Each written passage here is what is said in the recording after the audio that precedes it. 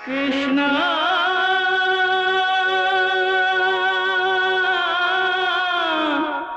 कृष्णा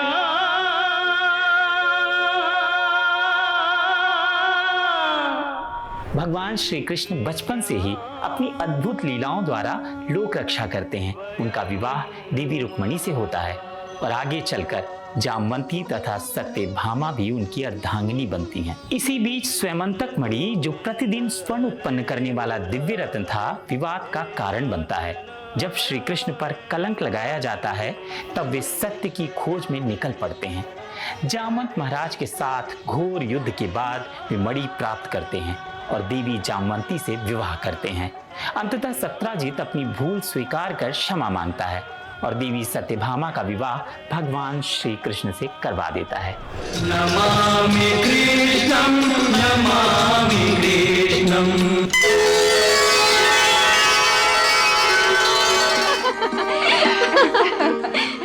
बहन सत्यभामा, तुम्हारे रूप की चर्चा तो मधुसूदन सदैव करते रहते हैं। हाँ जामवंती, ठीक ही कह रही हो तुम।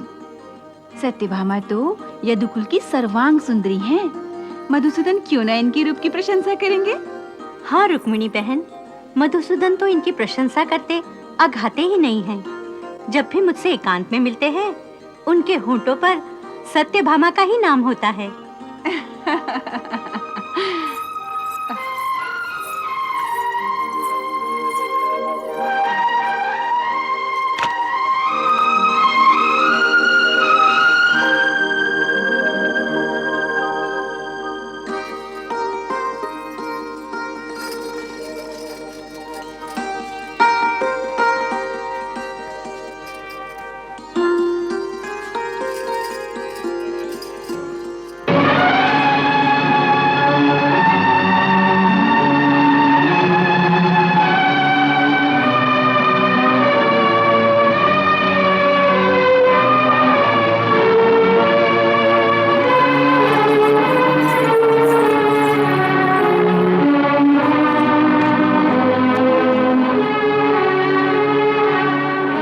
दासी, मुझे नहीं, पहले सत्यभामा को लगाओ ना अलग तक।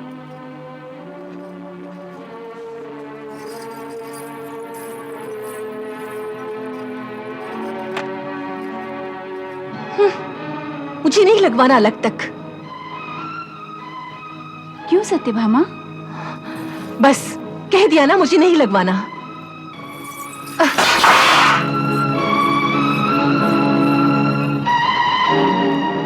बहन सत्यभामा को ये क्या हुआ? अचानक उनके तेवर क्यों बदल गए दीदी? तुम नहीं जानती जामवंती, सत्यभामा को ये बुरा लगा कि तुम्हारी दासी ने सबसे पहले उसे अलग तक क्यों नहीं लगाया। उसमें इस बेचारी का क्या दोष? ये मेरी अंतरंग दासी है, इसलिए इसने सबसे पहले अपने स्वामिनी को सेवा के योग्य समझा।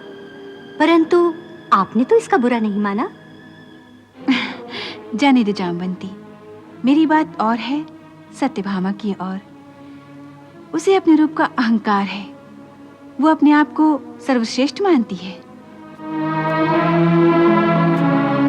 रानी सत्यभामा का अहंकार छोटी छोटी बातों को लेकर प्रकट हो जाता था। इसका एक विशेष कारण भी था कि सत्यभामा एक वैभवशाली यदुवंशी सरदार सत्राजित की पुत्री थी। सत्याजीत ने एक महान तपस्या करके स्यमंतक नाम की मणि प्राप्त की थी। उस मणि को वो प्रतिदिन सूर्य के सामने रखकर जब मंत्रोच्चार करता था तो उस मणि से सोना बरसता था। यन्मण्डलं देवगणैः सुपूजितम्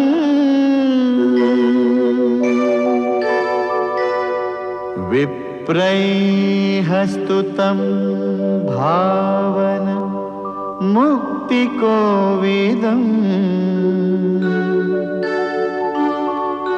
तं देवदेवं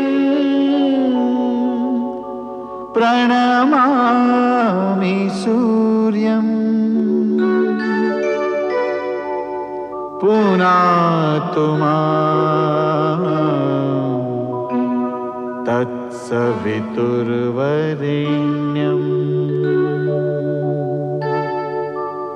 तत्सवितुर्वरेण्यम्।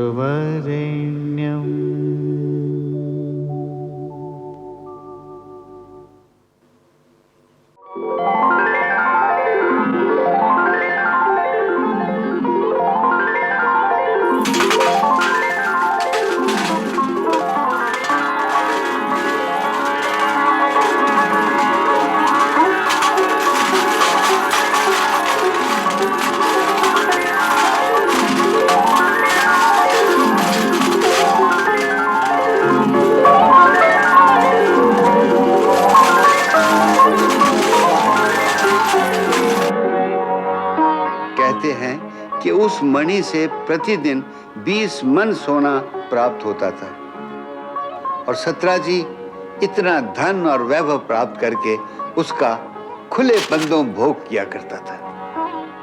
सत्राजीत के इस वैभव की चर्चा द्वारका के यादवों की सभाओं में अक्सर होती थी और एक दिन यादव सभा में जब इसकी चर्चा चली तो सत्राजीत तो इस समय सबसे धनवान हो रहा है।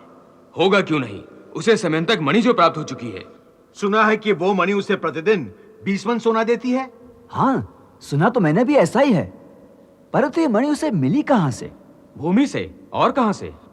तो भूमि से मिली हुई संपत्ति पर किसी एक व्यक्ति का अधिकार होता है। आपका क्या मत है इसमें सात्विकी जी? मेरे मत से तो ये बात कोई ठीक नहीं है। एक आदमी ही उस मणि के वैभव का भोग करे, इसलिए सत्राजीत को यह मणि राजकोष में दे देनी चाहिए। राजकोष में क्यों दे देनी चाहिए? यह मणि तो सत्राजीत को उसकी अपनी भूमि से मिली है, जिस पर उसका पूरा अधिकार है।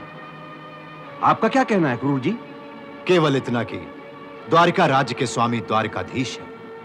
उन्होंने ही इस राज्य का निर्माण किया है और वे ही यहाँ के जल, थल और आकाश के स्वामी हैं। इसलिए भूमि के नीचे की संपदा भी उन्हीं के अधिकार क्षेत्र की बात है। सात्विकी का भी यही कहना है। परंतु प्रजा भूमि से जो अन्न प्राप्त करती है, उस पर तो प्रजा का ही अधिकार होता है। उसे राजकोष में क्यों नहीं जमा कराया जाता? प्रजा का पालन और राज्य की सुरक्षा एक राजा का परम कर्तव्य होता है। इसलिए तो प्रजा जो अन्न उत्पन्न करती है, उसका कुछ अंश ही राजकोष में कर के रूप में जमा कराया जाता है। अन्न प्रजा के श्रम की उत्पत्ति है, परंतु भूगर्भ से जो संपत्ति प्राप्त होती है वो श्रम की उत्पत्ति नहीं है। इसलिए वो संपत्ति राजकोष में जमा कराना ही उचित होता है। समंतक मणि के लिए राज्य में रक्तपात हो सकता है और सत्राजीत किसी आपत्ति में फंस सकता है। राजा को मणि देने से वो भी सुरक्षित रहेगा और द्वारका राज्य के वैभव में भी वृद्धि होगी। अंततः सत्राजीत तो इसी राजवंश का एक हिस्सा है। परंतु यह बात सत्राजीत को समझाएगा कौन? मुझे कुछ समझाने की आवश्यकता नहीं है। मैं सब समझता हूं। ये समंतक मणि सिर्फ मेरी संपत्ति है, मेरी।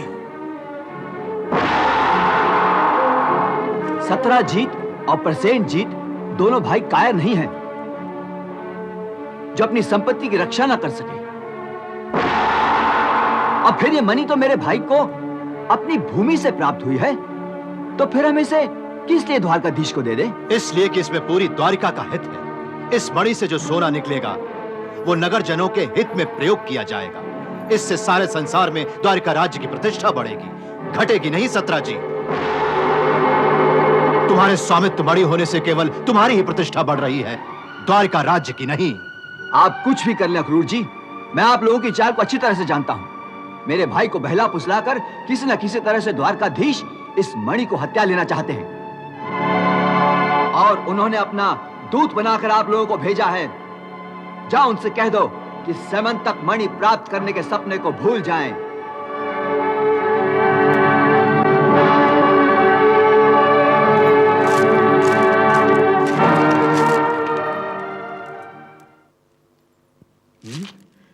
सत्राजीत का इतना साहस कि वो द्वारिकाधीश को चुनौती दे।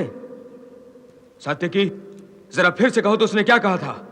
यही दाव भैया कि द्वारकाधीश ने हमें दूत बनाकर समंतक मणि को हथिया लेने के लिए भेजा है। मेरे ही राज्य में रहेगा और मेरी निंदा करेगा। मैं पूछता हूं कि उसकी इतनी हिम्मत कैसे हुई कि वो एक राजा के अधिकारों को चुनौती दे सके। क्या एक समयंतक मणि ने उसे इतना दुस्साहसी बना दिया है? तुम लोगों की बातों से तो लगता है कि उसे राजा के अधिकारों से परिचित कराने का समय आ गया है। चलो। किसे क्या परिचय देने जा रहे हो दाऊ भैया?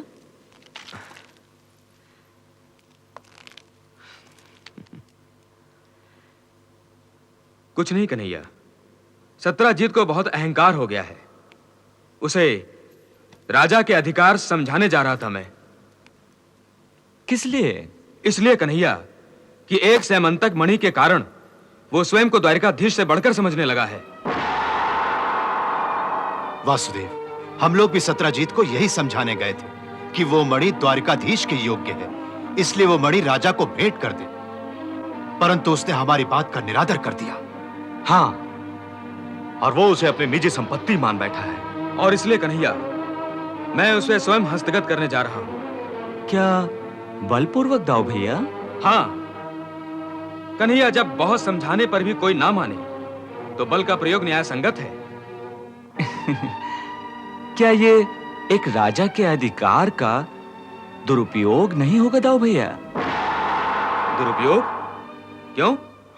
क्योंकि राजा का सबसे पहला कर्तव्य है कि वो अपनी प्रजा की रक्षा करे, उसका पुत्रवत पालन करे, अपनी प्रजा की संपत्ति और उसके वैभव को सुरक्षित रखे।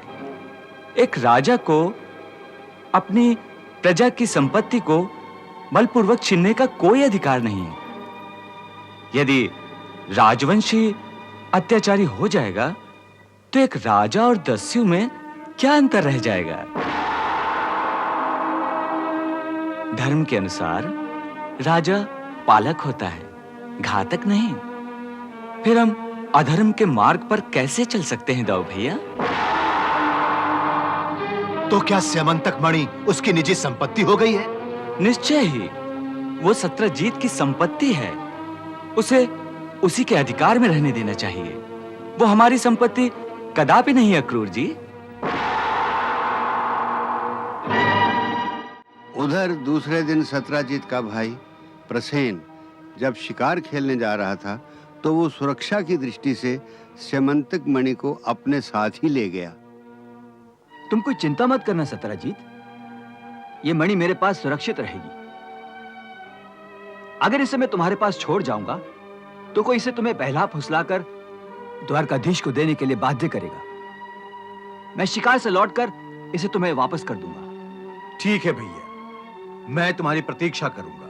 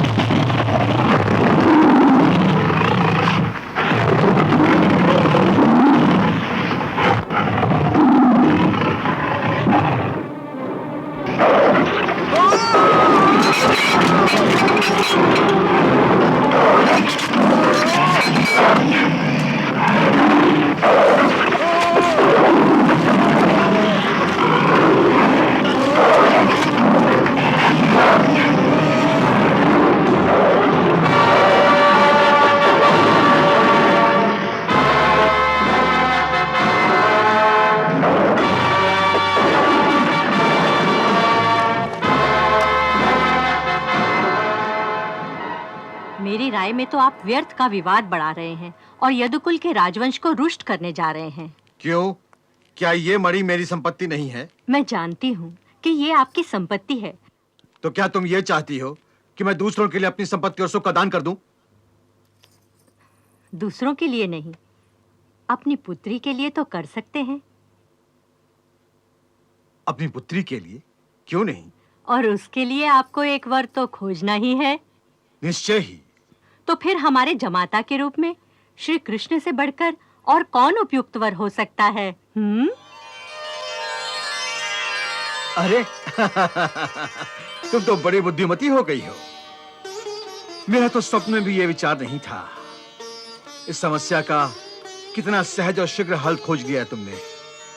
निश्चय ही मेरी बेटी सौभाग्यशाली है। एक सेमंतक मणि का दहेज देकर एक पिता को द्वारकाधीश जैसा दामाद मिल जाए तो उसके लिए इससे बढ़कर सुख और क्या हो सकता है। प्रसेनजीत को आने दो, मैं उसे भी इस प्रस्ताव के लिए सहमत कर लूंगा। अरे लो, प्रसेनजीत आ गया।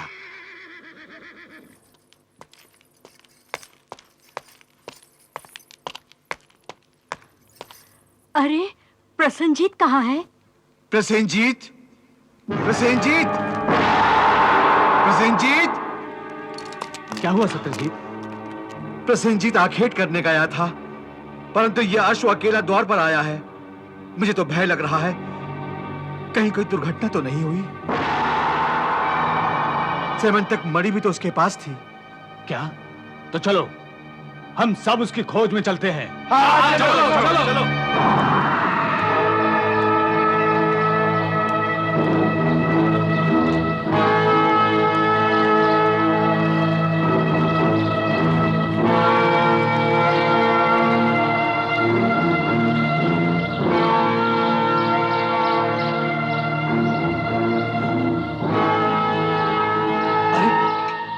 तो प्रसेनजीत का धनुष है। हाँ।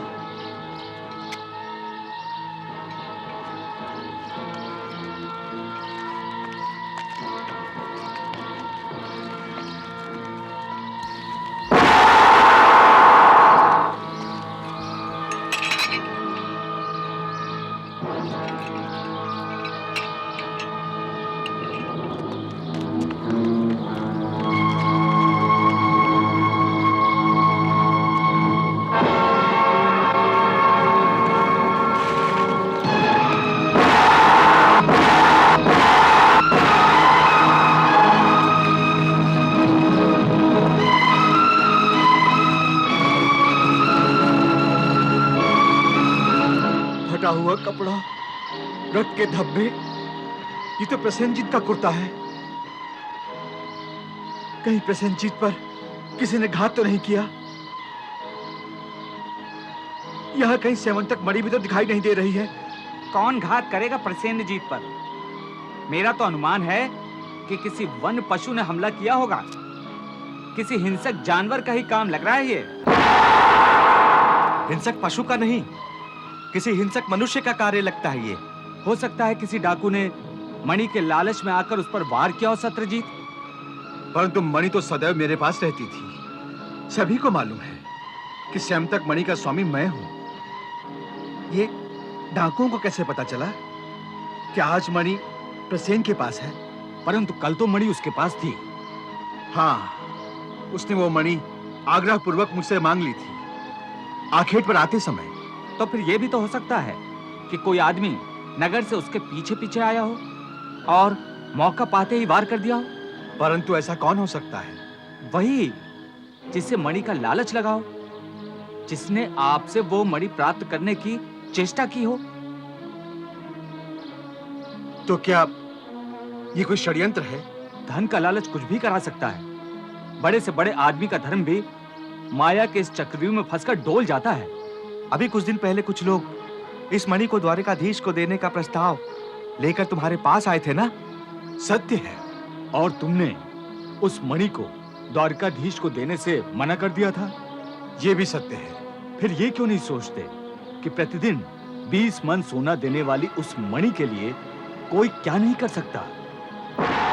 तो क्या तुम्हारा तात्पर्य यह है कि द्वारकाधीश ने प्रसेनजीत पर घात कराया है? हो सकता है।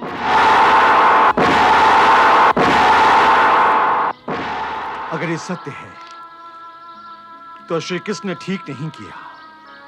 एक मणि के लिए मेरे भाई के प्राण ले लिए।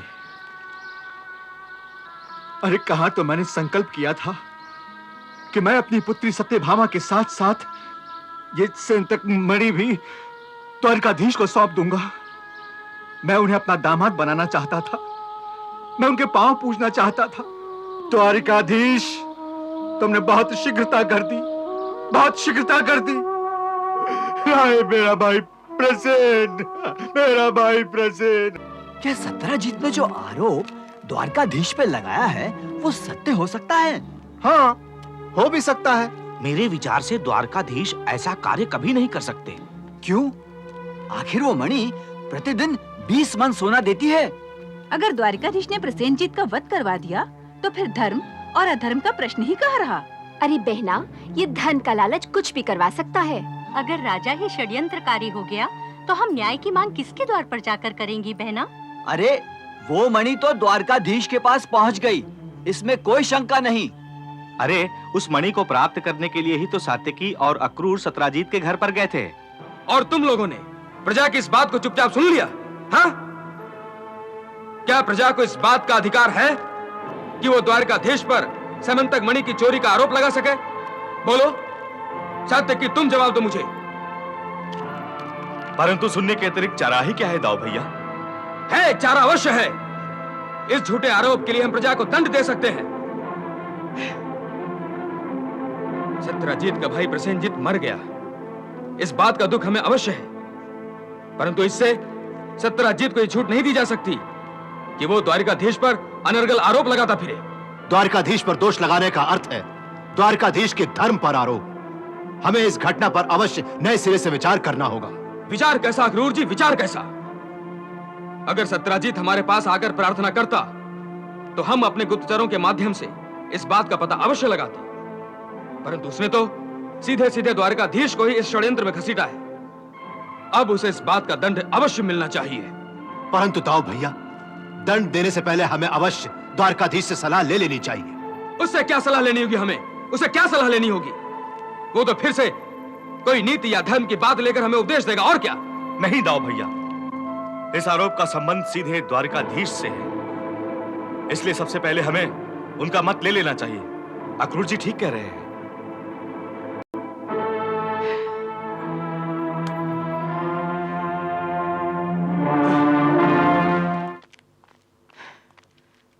लो देखो,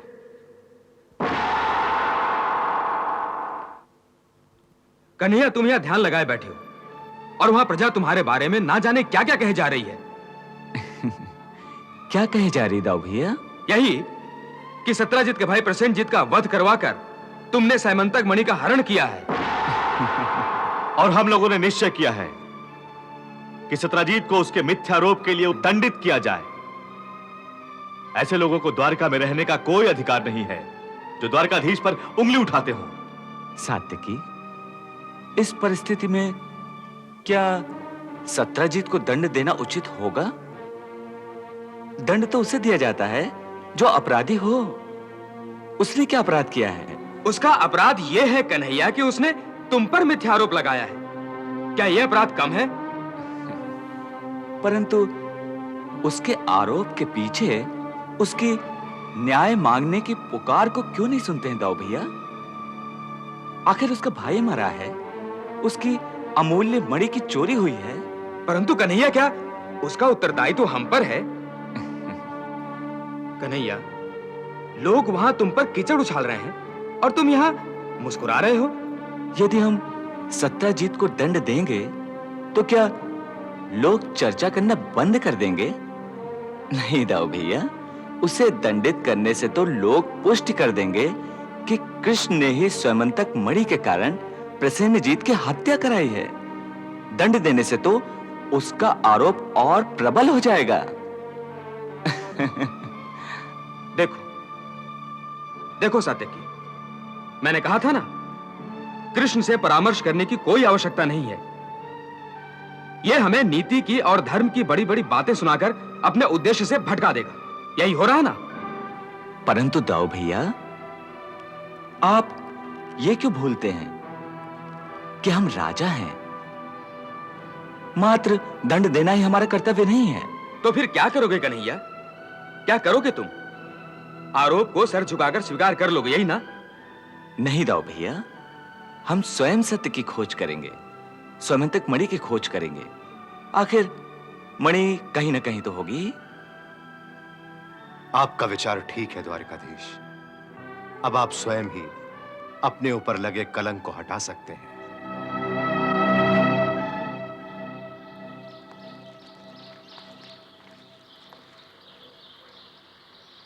यहीं पर प्रसेनजीत का धनुष मिला था। और यहां उसका तरकश मिला था। और वहां उसकी पगड़ी मिली थी।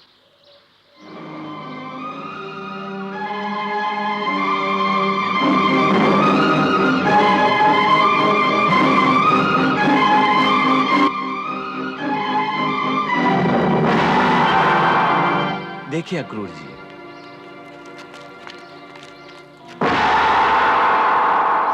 शेर के पंजों के निशान।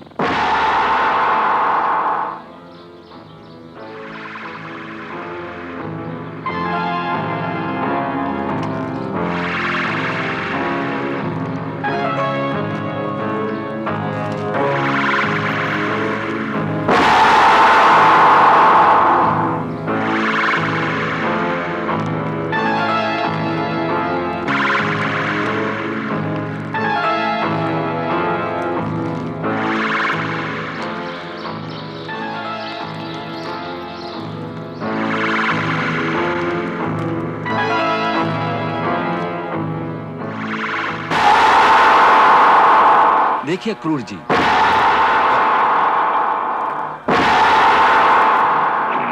निश्चय ही प्रसेनजीत को किसी सिंह ने खा लिया होगा।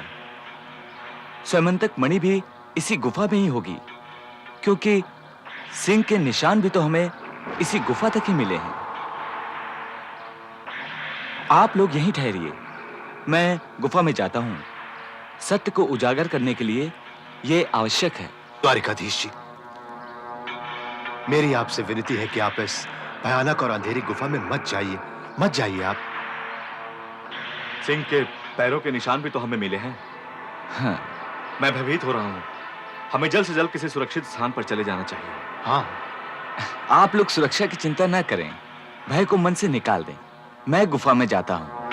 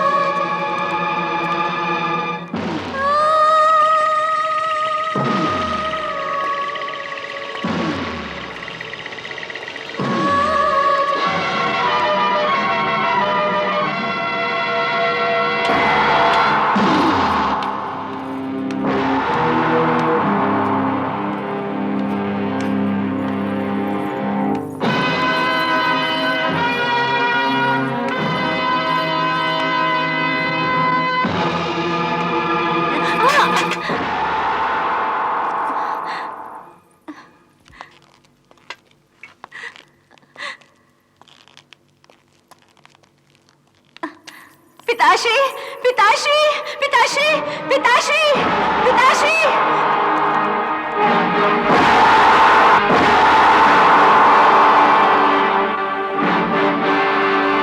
वास्तव में ये लड़की ऋक्षराज जामवंत की पुत्री जामवती थी। ये जामवंत वही जामवंत थे जिन्होंने त्रेता युग में भगवान श्री राम की सहायता की थी। हम महाराज सुग्रीव की ओर से आपको पूर्ण विश्वास दिलाते हैं कि महाराज अपने विश्वसनीय वानरों की सहायता से आपकी भार्या पूज्य सीता देवी की खोज अवश्य निकालेंगे, जिससे आप उन्हें उस राक्षस के हाथों से मुक्त करा सकें। ब्रह्मा के पुत्र ऋक्षराज जामवंत द्वापर के अंत तक धरती पर रहेंगे।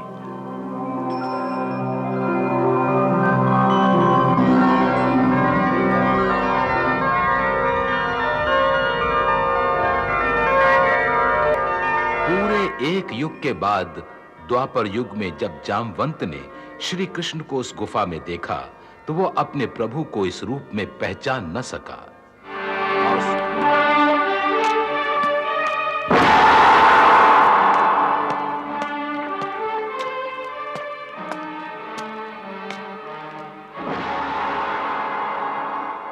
कौन हो तुम? यहां किस लिए आए हो? मैं हूं देवकी पुत्र कृष्ण और मैं इस मणि की खोज में आया हूं। कौन कृष्ण? तुम्हारी भलाई इसी में है कि तुम अभी और इसी क्षण यहां से लौट जाओ यहां से। ये मणि तुम्हारी नहीं है। परंतु ये जिसकी है उसी को लौटानी है, इसलिए तो आया हूं। परंतु इसे तो मैंने सिंह को मारकर प्राप्त किया है। तुम्हारा इस पर क्या अधिकार? अब ये मेरी पुत्री का आभूषण है, मैं इसे नहीं दे सकता। मणि तो देनी होगी, चाहे सहमति से या असहमति से। तो क्या तुम जामवंत को युद्ध का आमंत्रण दे रहे हो? वो भी जामवंत को? आप जैसा समझे। मुझे तो ये मणि प्राप्त करनी है, ये मेरा उद्देश्य है और मैं अपने लक्ष्य से कभी विचलित नहीं हुआ, कभी नहीं। अच्छा, तो तुम मणि के लालच में अपने प्राणों को भी दांव पर लगा रहे हो। क्या नाम बताया था तुमने? कृष्ण? हाँ, कृष्ण, देवकी पुत्र कृष्ण। तो फिर तुम अपने माता पिता का स्मरण भी कर लो।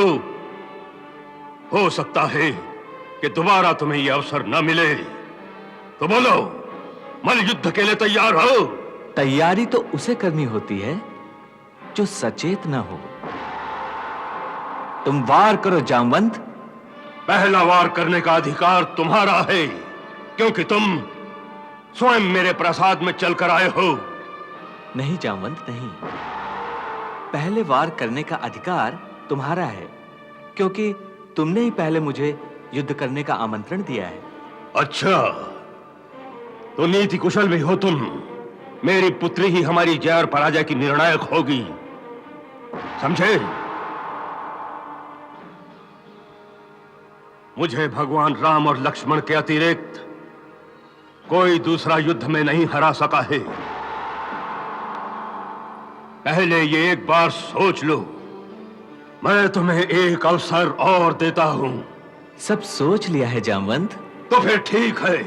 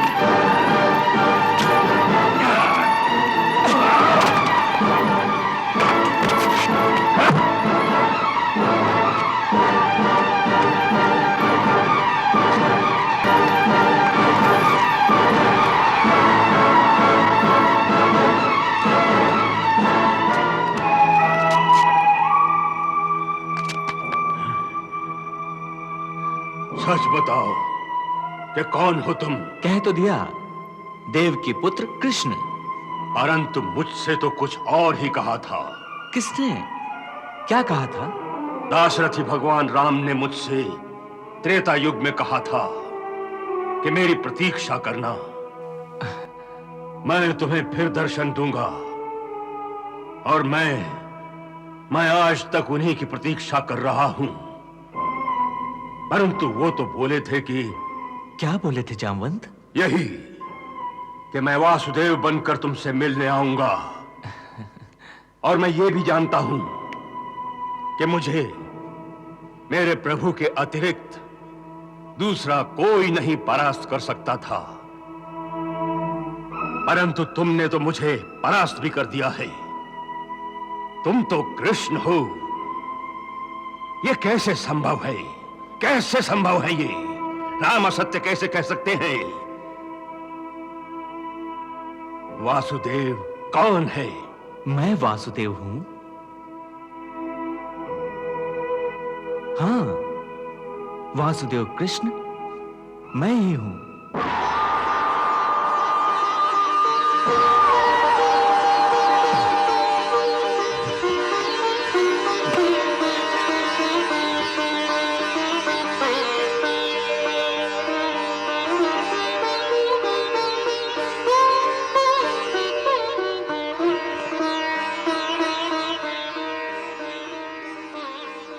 प्रभु, कितनी प्रतीक्षा कराई आपने। मैं तो आपके लिए ही इस एकांत में साधना कर रहा था।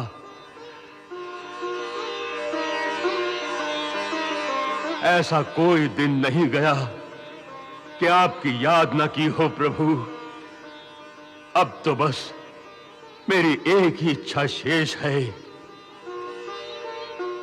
बोलो। यही नाथ कि एक बार मेरी आंखों को अपनी उसी मोहनी सूरत के दर्शन करा दें, जिस रूप की सुधा से प्यास बुझाने के लिए ये आंखें त्रेता युग से अब तक खुली हुई हैं, प्रतीक्षा कर रही हैं।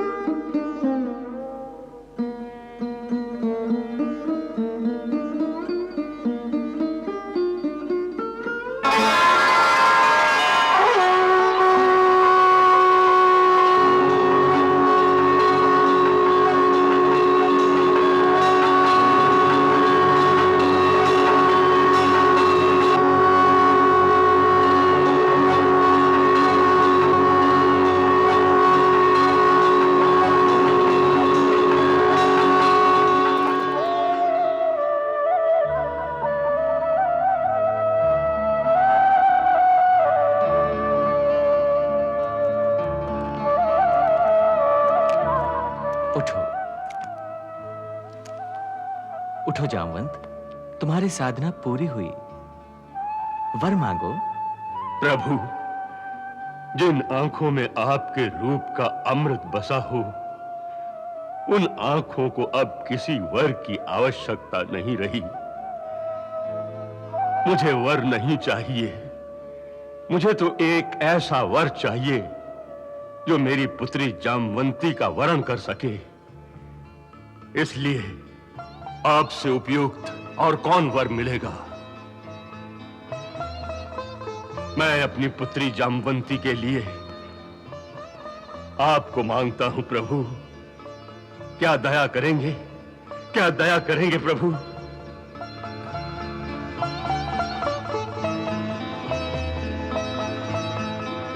तथास्तु वृक्षराज, तथास्तु।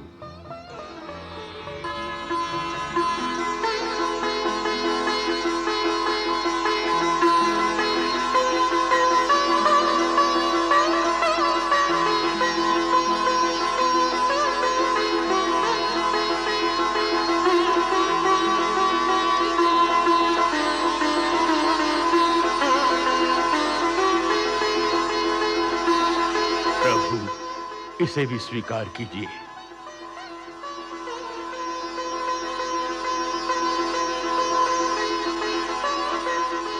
द्वारकाधीश श्री कृष्ण की, महारानी जामवंती की, द्वारकाधीश श्री कृष्ण की, महारानी जामवंती की, द्वारकाधीश। इस तरह जामवती और सीमंतक मणि को लेकर श्री कृष्ण द्वारिका नगर में आए तो द्वारिका में हर्ष की लहर दौड़ गई। जगह जगह उनका स्वागत हुआ।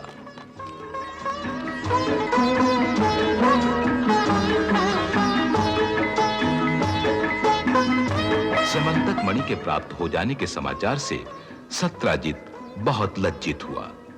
द्वारकाधीश पर लगाए गए झूठे आरोप के कारण प्रजा ने भी उसकी खूब भर्त्सना की।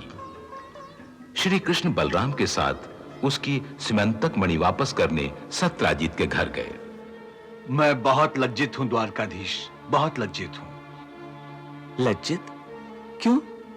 इसलिए कि मैंने आप जैसे धर्म के अवतार पर मिथ्यारोप लगाया। तुम चिंता न करो सत्रजीत। तुम यदि ऐसा न करते तो मुझे जामवंती कैसे प्राप्त होती? अब तुम इस सीमंतक मणि को लो, परंतु अब इसे संभाल कर रखना, समझे ना? अब इस मणि का स्वामी मैं नहीं रह गया। यह हम जैसे लोगों के धारण करने योग्य नहीं है। इसकी शोभा आप जैसे महान शूरवीर के साथ है। आज से इसके स्वामी आप हैं। मैं इस प्रार्थना को आप स्वीकार कर लेंगे तो मैं अपने आप को कृतार्थ समझूंगा। मेरे हृदय का बोझ उतर जाएगा। जिस वस्तु के कारण मुझे चोरी का मिथ्या आरोप लगा था, यदि मैं उसे अपने पास रख लूं तो द्वारिकावासी न जाने कौन सा अनुमान लगा लेंगे। इसलिए सहर्ष मैं इसे आपको वापस सौंपने आया हूं। और मैं सहर्ष अपने पूरे परिवार की सहमति के साथ इसे द्वारकाधीश को भेंट करती हूँ। मेरी बात तो नहीं ठुकराएंगे आप?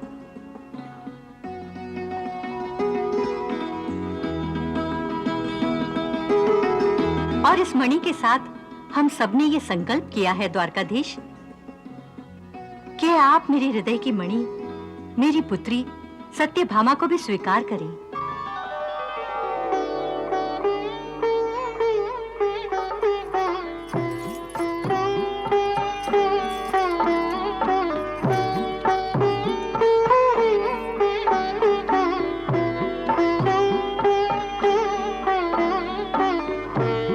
हाँ कन्हैया, सत्यभामा सर्वथा तुम्हारे योग्य है और फिर ये अपने ही कुल की है।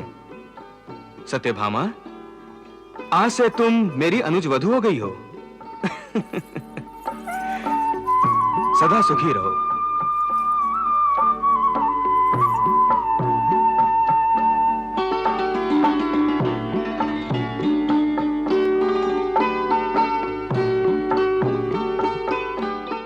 महर्षि सांदीपनि श्री कृष्ण और भ्राता बलराम को ज्ञान के साथ भगवान विष्णु के महान अवतारों की प्रेरक कथाएं भी सुनाते हैं। कैसी अत्याचारी हिरण्यकश्यप का अंत नरसिंह अवतार ने किया। फिर वे मत्स्य अवतार की कथा सुनाते हैं।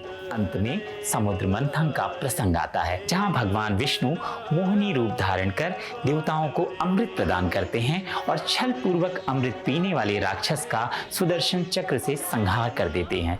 नमामि कृष्णं, नमामि कृष्णं।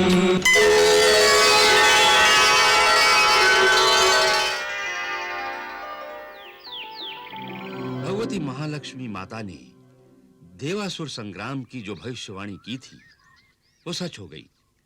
देवता और असुरों में बार बार भीषण युद्ध होने लगे।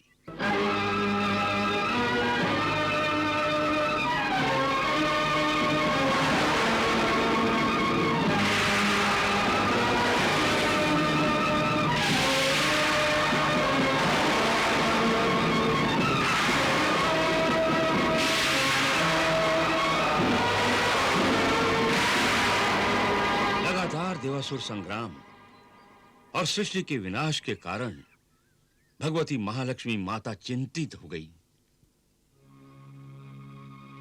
क्या बात है देवी, आप चिंतित दिखाई दे रही हैं। प्रभु, आप तो जानते ही हैं कि कितना भीषण देवासुर संग्राम हो रहा है। मैं इन देवताओं और दानवों दोनों की आत्मा हूँ। मैंने ये कभी नहीं चाहा था कि ये विनाश के रास्ते पर आगे बढ़ें। हाँ देवी, जब संतान ही आपस में लड़ बैठते हैं तो माता चैन से कैसे बैठ सकती है? एक ऐसा उपाय सोच रही हूँ जिससे न केवल देवताओं और दानवों का भला हो, बल्कि सारे संसार का कल्याण भी होगा। ऐसा क्या उपाय है आपके मन में देवी? समुद्र मंथन। हाँ देवी, समुद्र में जो दिव्य संपदाएं निहित हैं, उन्हें निकालने के लिए देवताओं और दानवों का मिलाप आवश्यक है।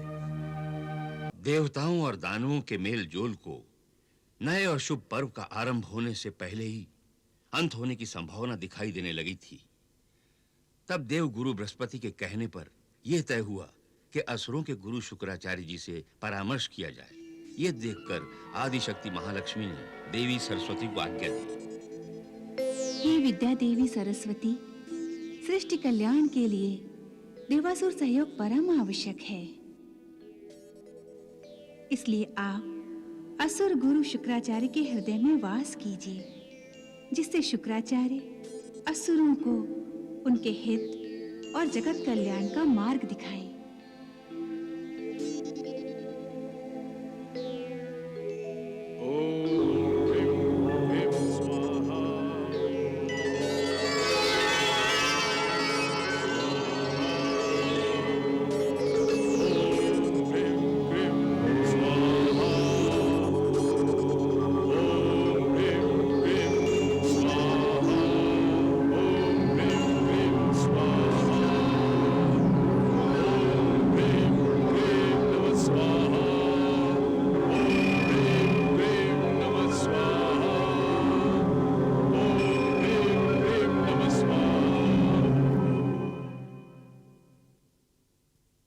आइए।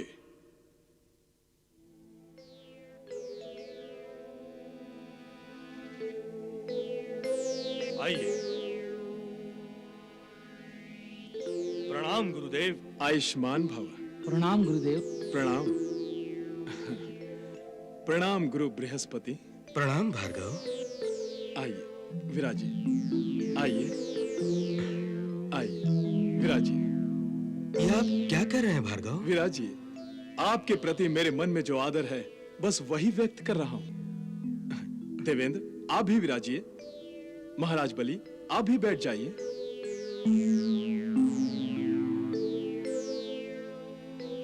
आज्ञा कीजिए गुरु बृहस्पति, आपकी किस इच्छा किस आशा की पूर्ति कर सकता हूं।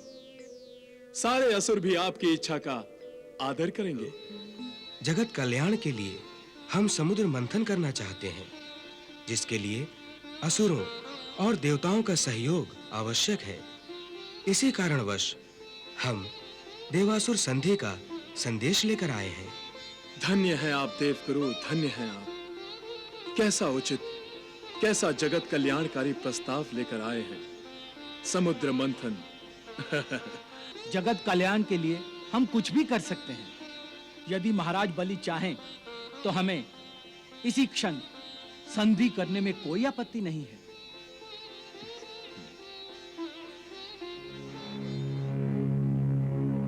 हे असुरराज, संधि के शुभ कार्य के लिए आपको मेरी आज्ञा की आवश्यकता नहीं है।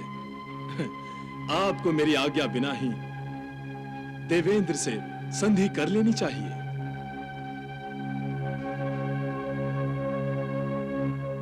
महाराज बलि,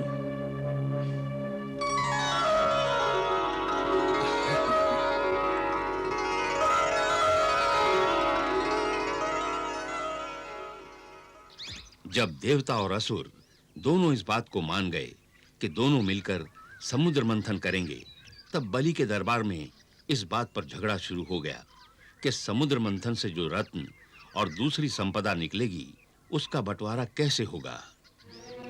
देवताओं का कोई भरोसा नहीं है गुरुदेव। समुद्र मंथन से निकलने वाली दिव्य संपदा को देखकर इनका मन ललचा गया, तो इसलिए इसी समय यह तय कर लीजिए कि संपदा का बंटवारा कैसे होगा। महाराज बलि, आपको चिंता करने की कोई आवश्यकता नहीं है। समुद्र मंथन से जो भी रत्न निकलेंगे, उन्हें एक एक करके आपस में बांट लिया जाएगा। आधी संपदा हमारी और आधी देवताओं की। ये ठीक है। इस प्रकार हर रत्न पर झगड़ने की कोई संभावना नहीं होगी। परंतु समुद्र मंथन में सबसे पहले जो कुछ भी निकलेगा उस पर अधिकार हमारा होगा। पहले आप ही का अधिकार क्यों, हमारा क्यों नहीं? हमारा अधिकार अधिक है क्योंकि हम देवताओं से अधिक बलवान हैं और हमने देवताओं को पराजित किया है। विजेता का अधिकार अधिक ही होना चाहिए। ये तो छल है, अन्याय है। हे देवेंद्र, हम यहाँ सहयोग करने के लिए आए हैं, झगड़ने के लिए नहीं। फिर छोटी छोटी बातों पर झगड़ा किस लिए? ये तो असुरों और देवताओं के भाग्य की बात है कि किसको क्या मिलेगा। समुद्र मंथन द्वारा जो कुछ भी पहले निकलेगा वो असुरों को ही दिया जाएगा। कदाचित पहला रत्न उन्हीं के भाग्य में हो।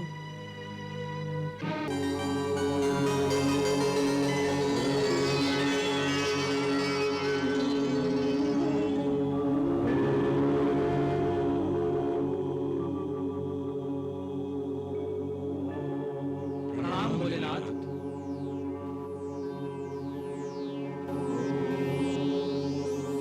कल्याणमस्तु।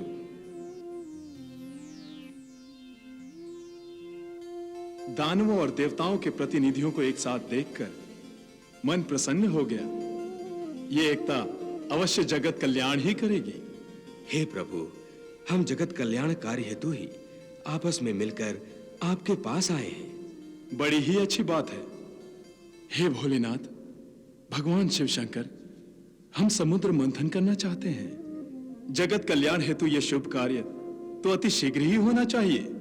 परंतु समुद्र मंथन के शुभारंभ में एक समस्या बाधा डाल रही है प्रभु। भगवान, सृष्टि के इस विशाल, विकराल और भव्य समुद्र को मथने के लिए ना तो हमारे पास मथनी है और ना ही मथनी को घुमाने के लिए इतनी लंबी रस्सी है। समझ में नहीं आता कि हम क्या करें। हे प्रभु, आप ही हमारा मार्गदर्शन कीजिए। हे देवेंद्र, हिमालय पर्वत की विशाल श्रृंखला में एक विशाल और विकराल मंदार पर्वत है जिसका आकार मथनी जैसा ही है।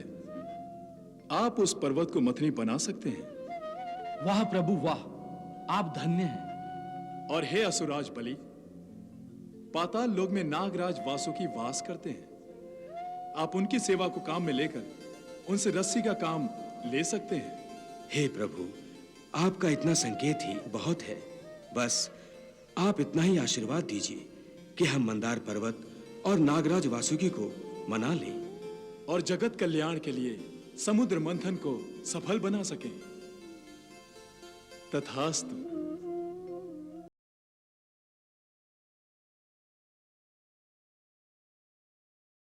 मंदराचल की बनी मथानी, बासुकी नाग की नेति बनाई, सागर मंथन में नारायण देवगणों को हुए सहाय।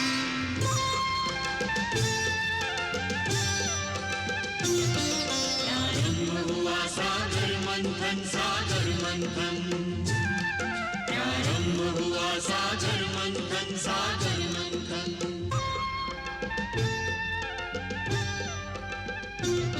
सागर मंथन, सागर मंथन, सागर मंथन।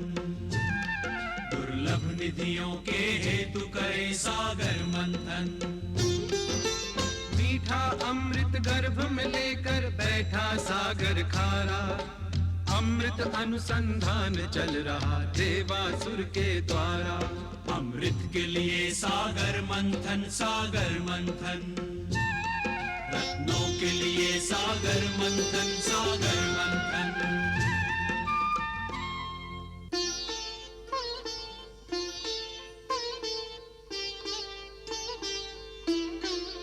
सिंधु अभी मथने को पड़ा है, मंदराचल में भार बड़ा है।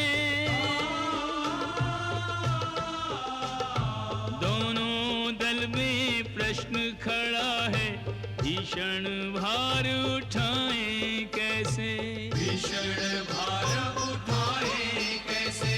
पर्वत जल में डूब रहा है, धीरज साहस छूट रहा है। पर्वत के संग जल में डूबती आस की नाव बचाएं कैसे।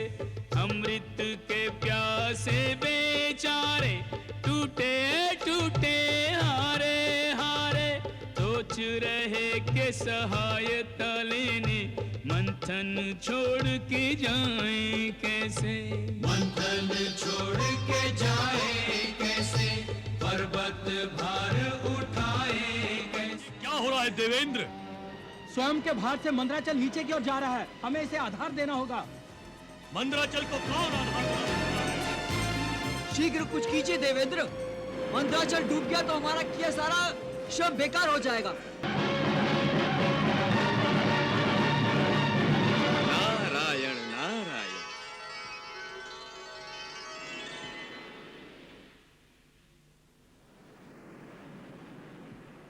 हे देवगुरु, इस समय आप आदि शक्ति की शरण में जाइए, वही आपकी सहायता कर सकती हैं। जो आज्ञा महर्षि। हे आदि शक्ति, हे महामाया, आप ही की प्रेरणा से समुद्र मंथन आरंभ हुआ है। अब इस शुभ कार्य को रुकने मत दीजिए। हे माता, इस आपात स्थिति में आप ही का सहारा है। चिंता मत करो वत्स।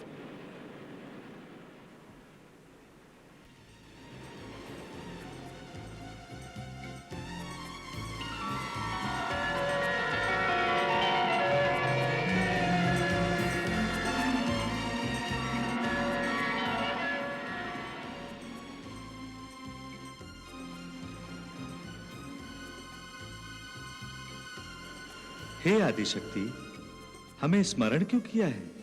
विष्णुदेव, आप अपना कश्यप अवतार लीजिए और मंदराचल को सहारा दीजिए। जैसी आपकी इच्छा देवी।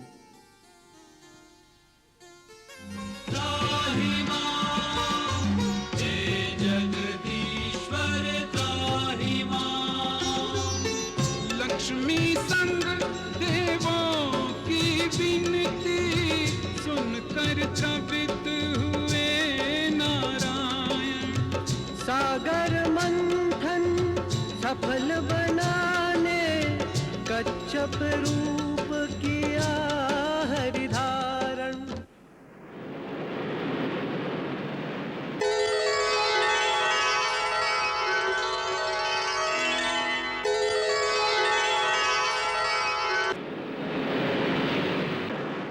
मंदराचल सा भारी पर्वत अपनी पीठ पे धारा, नाथ कृपा कर देवासुर का बिगड़ा काज संभारा।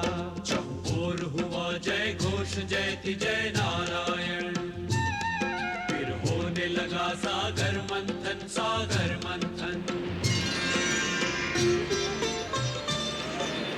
हे आदि शक्ति महालक्ष्मी माता, तेरी जय हो। तेरी जय हो माता, तेरी जय हो माता।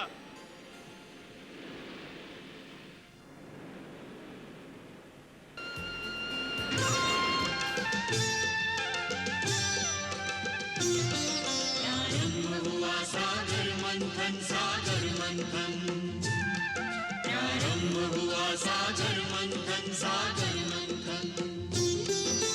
मंदराचल सा भारी पर्वत अपनी पीठ पे धारा, ले कच्छप अवतार प्रभु देवों का काज सवारा।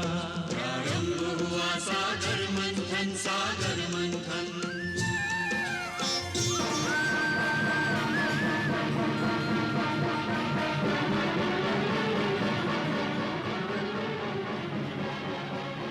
सिंधु से निकला तीव्र हलाहल, तीनों आलोक में मच गई हलचल। चारों ओर धुएं के बादल बन के प्रलय मंडराने लगे हैं, बन के प्रलय मंडराने लगे हैं। हे दैत्यराज, संधि के अनुसार समुद्र से निकली पहली वस्तु आपकी है, ये आपकी है। इसे जितना ले जा सकते हैं ले जाइए। इसे हाथ मत लगाना बलि। ये कालकूट विष है, इसकी गर्मी से सारी सृष्टि जल जाएगी। तो इसे रोकिए गुरुदेव। हे देवेंद्र, तुम महामाया आदिशक्ति से प्रार्थना करो, वही मार्गदर्शन कर सकती हैं।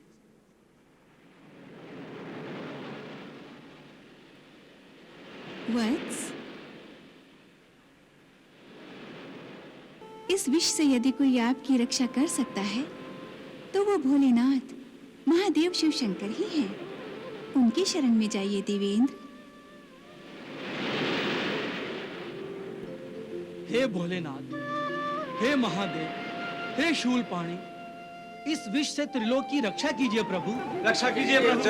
महादेव रक्षा कीजिए महादेव।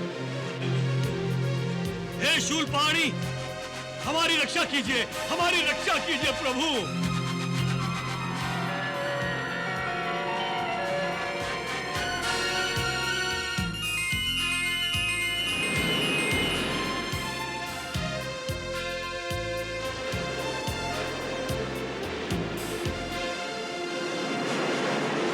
प्रणाम भोलेनाथ। महामाया माता आदिशक्ति जो चाहेंगी वो अवश्य होगा। इसलिए हे देवेंद्र, आप चिंता से मुक्त हो जाइए। जय शंकर भोले भंडारी, परम कृपाल जगत हितकारी।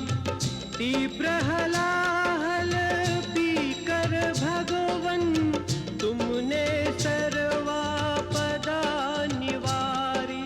तुम जैसा कोई और नहीं है भय भंजन दुखहारा। जय गिरिजापति जय शिव शंकर, तुमको नमन हमारा। जय नीलकंठ देवादिदेव कल्याण करन, शतकोटि नमन शतकोटि नमन शतकोटि नमन।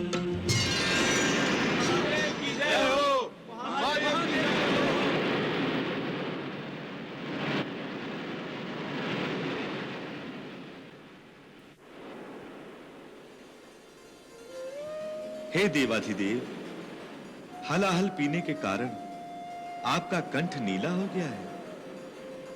इस नीले कंठ के कारण आप सदा नीलकंठ के नाम से पूजे जाएंगे।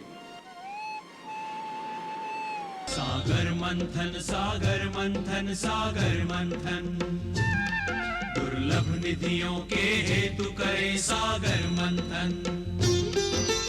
मीठा अमृत गर्भ में लेकर बैठा सागर खारा। अमृत अनुसंधान चल रहा देवासुर के द्वारा। अमृत के लिए सागर मंथन सागर मंथन।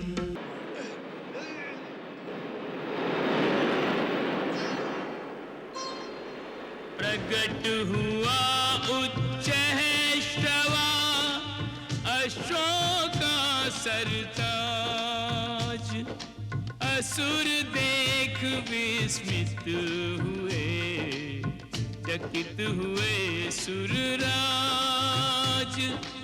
अशोका सरताज।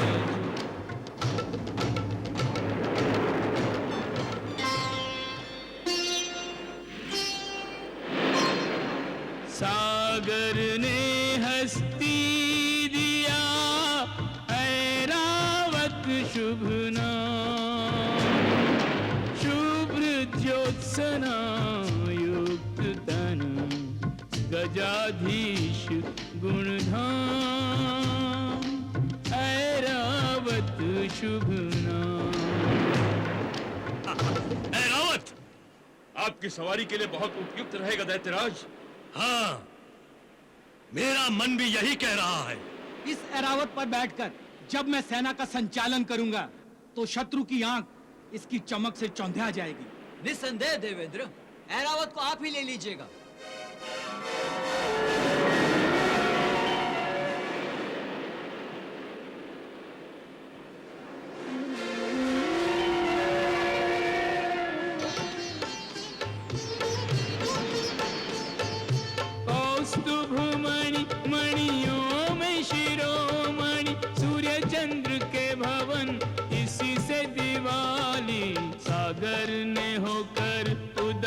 इसे भेंट किया मणि ये समृद्धि को भी वृद्धि देने वाली।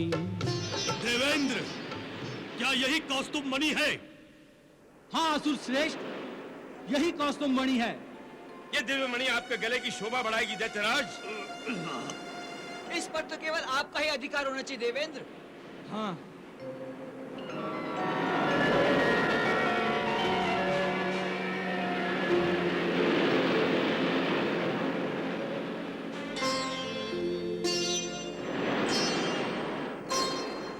पूजनीय पावन प्रमुख कामधेनु शुभ नाम, दर्शन कर मन चाहता कर ले इसे प्रणाम, कामधेनु शुभ नाम।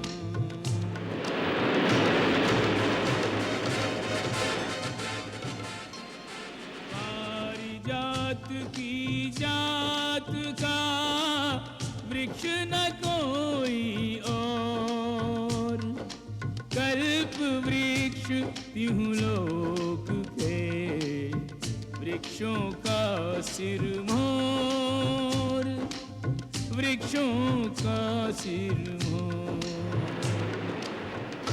दैत्यराज, इसे हम असुर लोग ले जाएंगे। कल्प वृक्ष ही क्यों, देखते जाओ, सभी रत्न हमारे साथ असुर लोग जाएंगे।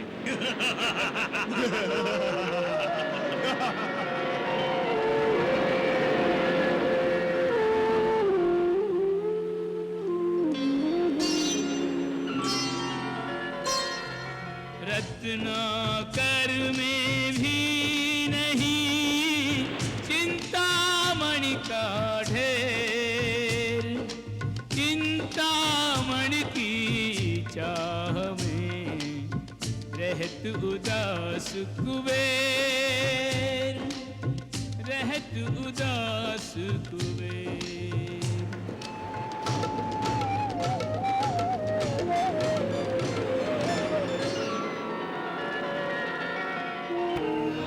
हुआ सागर मंथन, सागर मंथन, प्रारंभ हुआ सागर मंथन, सागर मंथन। अंत में स्वयं भगवान धन्वंतरी अमृत का कलश लेकर समुद्र से प्रकट हुए। घट लेकर प्रगटे धन्वंतरि भगवान। अमृत को देखकर देवता और दानव दोनों उन पर झपट पड़े। धन्वंतरी ने देवताओं के लिए अमृत को बचाने की बहुत कोशिश की, परंतु असुर बहुत बलवान थे। वो उनसे अमृत छीन कर ले गए।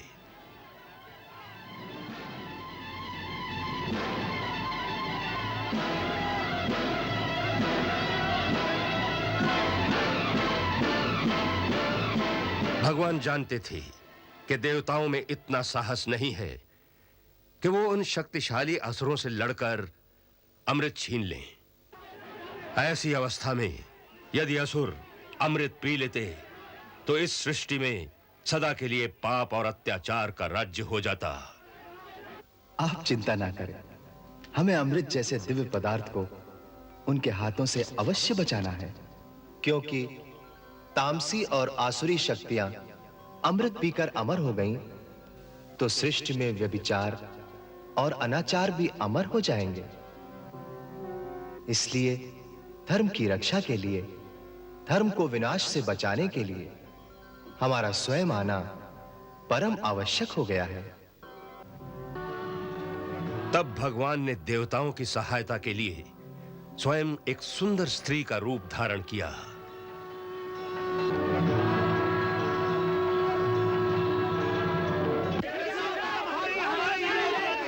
हमें पीने दो।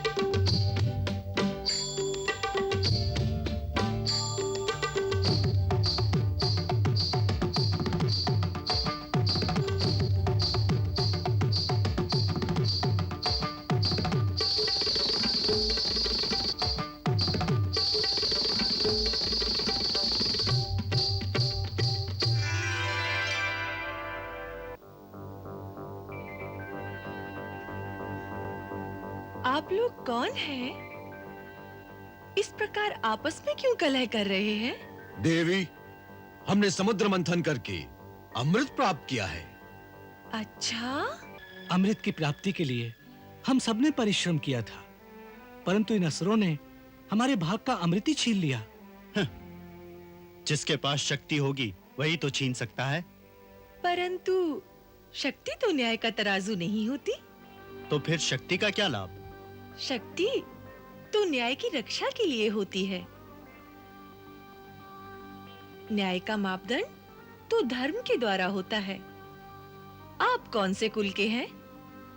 अवश्य ही कोई नीच कुल होगा जो न्याय और धर्म की इतनी भी व्याख्या नहीं जानते।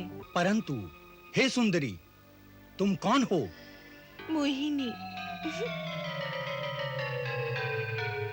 सत्य है, मनमोहिनी नहीं, जगमोहिनी। यही सत्य है। मैं ही जगमोहिनी हूँ। जगत के प्रत्येक प्राणी को मोहना ही मेरा काम है। तभी तो मोहिनी मेरा नाम है। स्वच्छंद हूँ, सभी स्थानों पर विचरती रहती हूँ, और जहाँ पर कहीं अच्छे लोगों की सभा चल रही हो, वहाँ अपने नृत्य और संगीत से उनकी सेवा भी करती हूँ, मनोरंजन भी करती हूँ, क्योंकि किसी के मन का मनोरंजन करना ही संसार में सबसे बड़ा पुण्य का काम है। यही सोचकर इतनी दूर से आपकी सभा देखकर आई थी, परंतु यहाँ तो कलह कलेश है, द्वेष है, अन्याय है। यहाँ मेरा मन नहीं लगेगा। अच्छा, हे मोहिनी, अगर हम ये कलह छोड़ दें और द्वेष मिटा दें, तो क्या तुम यहाँ रुकोगी और हम सबका मनोरंजन करोगी? बड़े चतुर हो। न्याय अन्याय की बात नहीं की। हम अन्याय भी नहीं करेंगे। परंतु इसका निर्णय कौन करेगा? तुम। हाँ, तुम। हम न्याय अन्याय, धर्म अधर्म का सारा निर्णय तुम पर छोड़ते हैं। प्रमाण? प्रमाण तो ये है, ये है अमृत कलश, जिसे चाहे पिला दो, जिसे चाहे प्यासा मार डालो।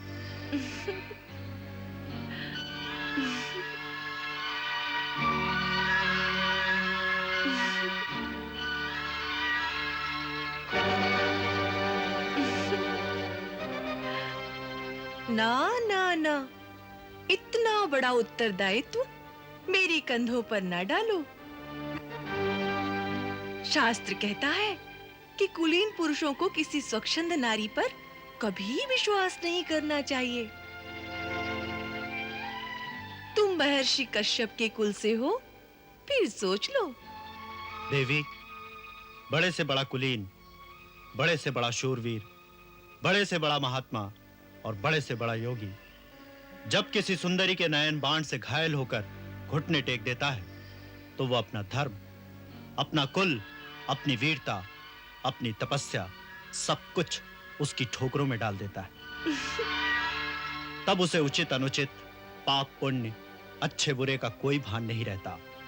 वही दशा हमारी।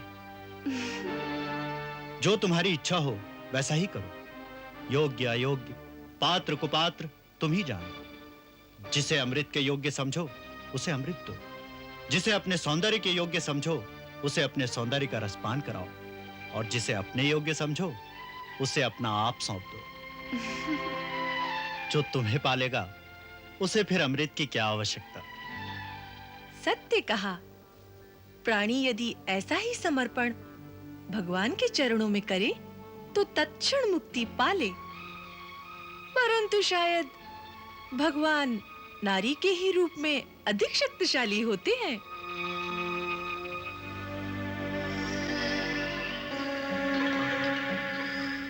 अच्छी बात है, अब मैं ही न्याय करूंगी।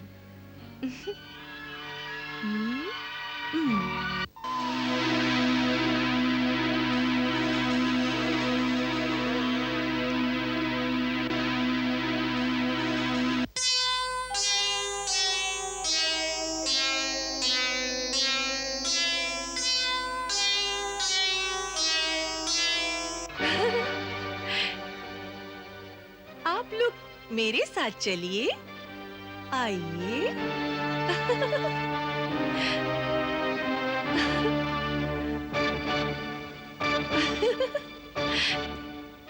आइए, आइए ना।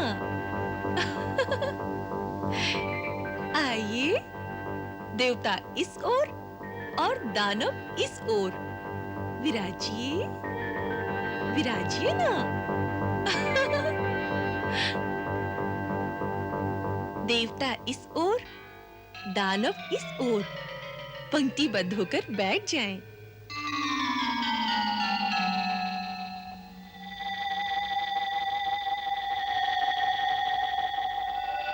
जैसा कि आपने स्वयं ही कहा है, अब मैं जिसे जिस योग्य समझूंगी, उसी रस का पान उसे कराऊंगी। स्वीकार है?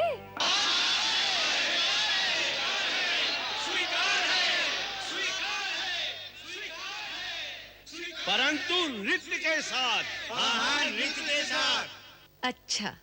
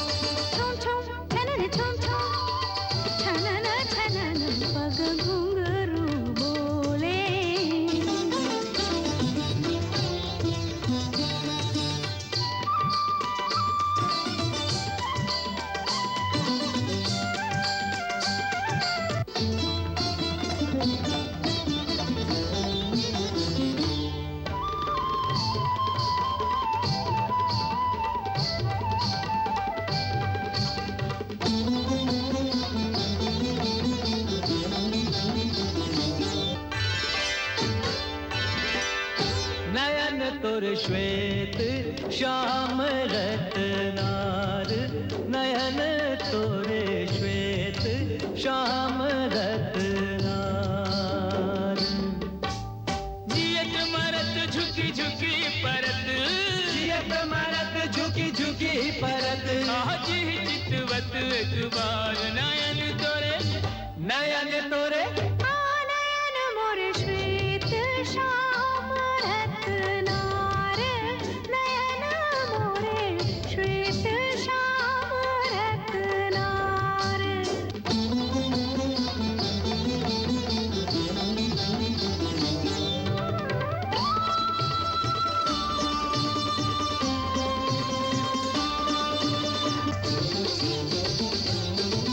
छवि मोहिनी शुभांगी काया, तू जाने कोई मोहिनी माया।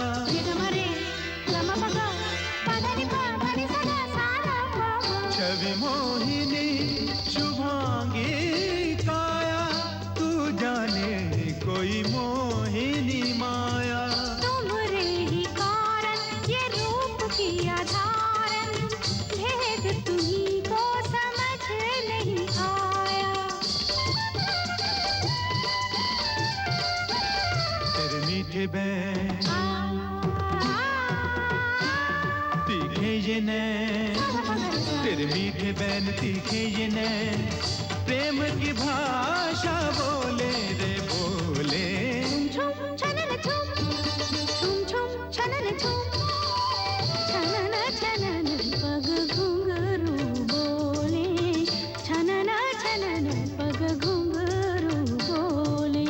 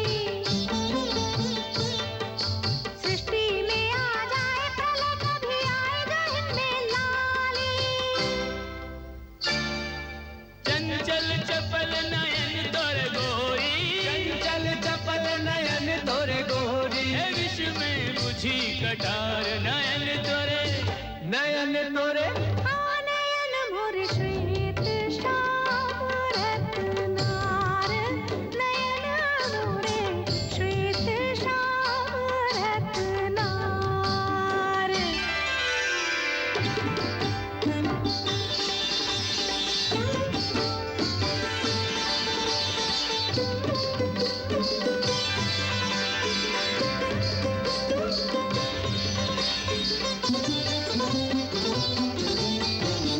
घट से किसी को घूंघट से किसी को प्रेम सुधा रस दे दे सभी को